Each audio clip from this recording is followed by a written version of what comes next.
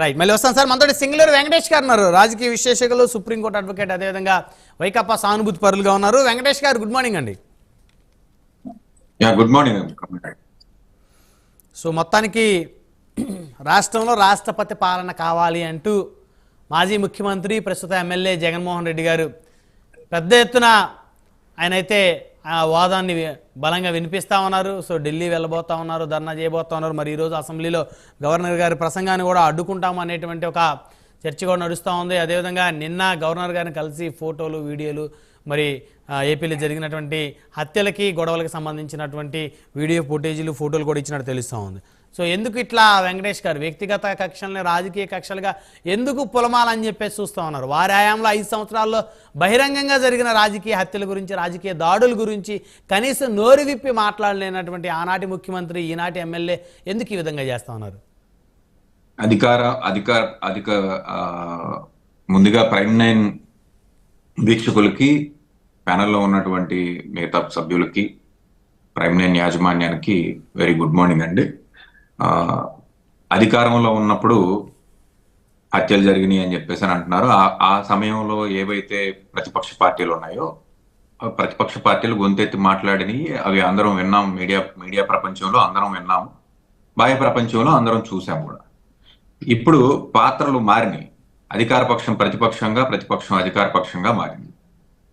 కాబట్టి వాళ్ళ డ్యూటీ వాళ్ళు చేస్తున్నారని చెప్పేసి అని మనం అనుకోవాలి. కానీ ఇప్పుడు జగన్మోహన్ రెడ్డి గారు మొన్నటి వరకు అసలు ఈ రాష్ట్రంలో ఉంటాడా, బెంగళూరు వెళ్ళిపోతాడా, ఇంత ఘోరం ఓటమి తర్వాత ప్రజల్లో అసలు మమేకం అవుతాడా, అసెంబ్లీకి వస్తాడా, లేకపోతే అసలు పార్టీనే మెర్జి చేసేసి కాంగ్రెస్ పార్టీలో మెర్జి చేస్తాడా, బీజేపీ పార్టీలో మెర్జి చేస్తాడా అని కూడా పుంఖానుపుంఖాలుగా వార్తలు రాశారు.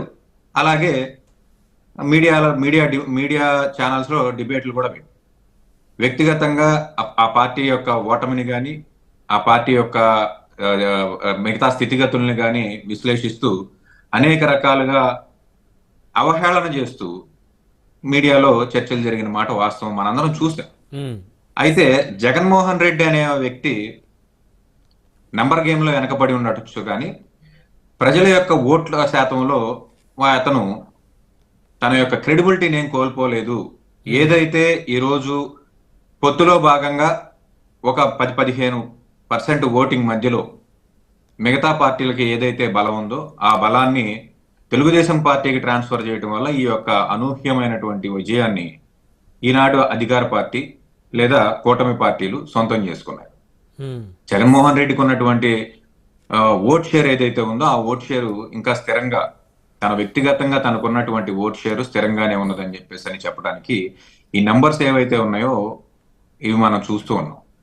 ఇక విషయానికి వచ్చినట్లయితే కూటమి ప్రభుత్వం అధికారంలోకి వచ్చింది. తెలుగుదేశం పార్టీ మేజర్ షేరు తో ప్రభుత్వాన్ని ఏర్పాటు చేయడం జరిగింది.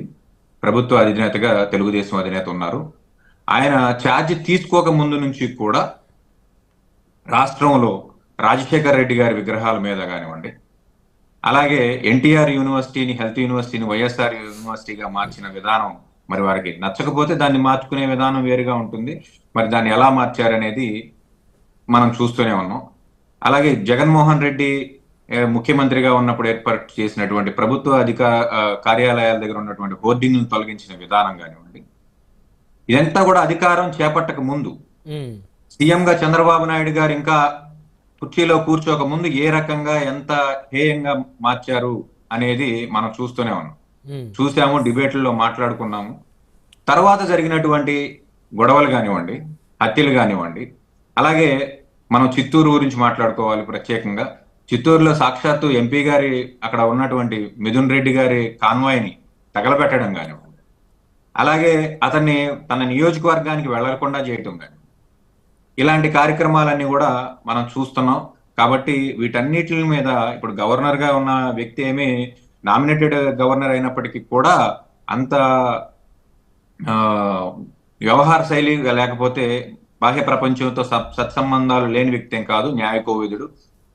ఆయనకి కంప్లీట్ వీడియో ఫుటేజ్ ఇవ్వడం జరిగింది. ఈ ఏ కేసులు అయితే మనం చెప్పామో ఆ కేసులకు సంబంధించిన వీడియో ఫుటేజ్ కూడా అతనికి చూపించడం జరిగింది. అతని అపాయింట్మెంట్ తీసుకుని సాక్షాత్ గవర్నర్ గారికి ఏమేమి ఇవ్వాలో అవన్నీ కూడా జగన్మోహన్ రెడ్డి ప్రతిపక్ష పార్టీ హోదాలోనే ఆ, ఈ రాష్ట్రంలోనే ఉంటూ ఎటు పారిపోకుండా పార్టీని మెర్జ్ చేయకుండా ఆ, తను ప్రతిపక్ష హోదాలో ఉండి ఏదైతే ప్రజల తరపున పోరాడాలో తన పార్టీ కార్యకర్తల తరపున పోరాడాలో ఆ కార్యక్రమాలన్నీ కూడా చేస్తున్నాడు. అవన్నీ కూడా మనం చూస్తున్నాం.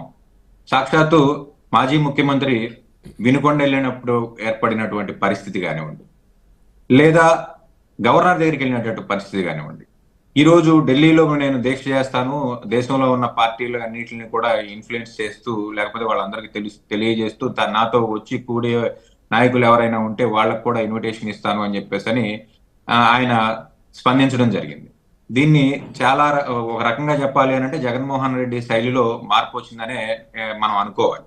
గతంలో ఆయన ఏ పార్టీని కూడా కలుపుకుని వెళ్ళినటువంటి పరిస్థితి కాదు కేంద్ర రాజకీయాలు. ఈనాడు ఆయన తనకు బలం తగ్గిందనో లేకపోతే తనకు బలం కావాలనో ఏదైనా అననివ్వండి, దానికి యొక్క పర్యవసానం ఈరోజు అన్ని పార్టీలను కలుపుకొని ఢిల్లీలోని జంతర్ మంతర్ దగ్గర లేకపోతే మరో చోట ధర్నా చేస్తానని చెప్పేసి దేనికి సార్ ధర్నా దేనికి అంటున్నా? ఈ రాష్ట్రంలో ఉన్నటువంటి స్థితిగతుల పైన, ఈ రాష్ట్రంలో జరుగుతున్నటువంటి తన పార్టీ కార్యకర్తల మీద జరుగుతున్నటువంటి దాడుల పైన, తన నాయకుల మీద జరుగుతున్నటువంటి దాడుల మీద, తన పార్టీ మీద జరుగుతున్నటువంటి దాడుల మీద, వీటన్నిటి మీద కూడా మనం చెప్పాల్సిన అవసరం ఉంది, ప్రపంచానికి తెలియాల్సిన అవసరం ఉంది. కాబట్టి నేషనల్ లెవెల్లో ఈ ఇష్యూని తీసుకెళ్లడం ఆయనకి అవసరం, ఆయన పార్టీకి అవసరం, ఆ వ్యక్తిగతంగా తనకు కూడా అవసరం. తన కార్యకర్తలను కాపాడుకునే క్రమంలో ఈ ప్రతిపక్షంలో ఉండగా ఇంతకు మించి ఇంకేం చేయగలుగుతారు? ఆ ప్రతిపక్షం కూడా కాదులేండి, విపక్షం. అయితే అసెంబ్లీలో మాట్లాడొచ్చు కదా సార్, అవకాశం ఉంది కదా.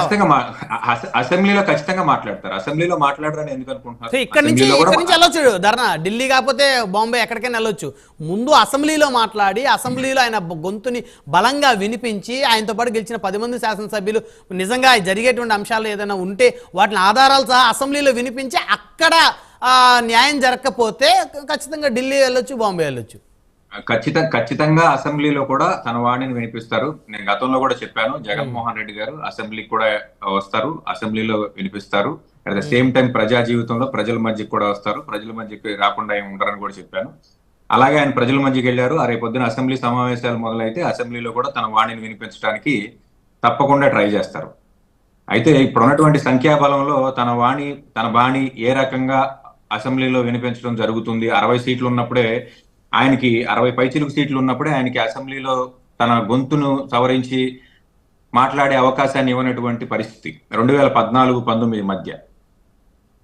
కాబట్టి అసెంబ్లీలో ప్రత్యేకంగా మాట్లాడి అక్కడ కుదరని పక్షంలో ప్రజా జీవితంలో మాట్లాడతారు. కానీ ఢిల్లీ లెవెల్లో మాత్రం మాట్లాడడం అనేది తన హక్కు. దాన్ని మనం ఇక్కడ మాట్లాడి అక్కడికి వెళ్ళాలి, అక్కడ మాట్లాడి ఇక్కడికి రావాలి అనేది ఏం లేదు.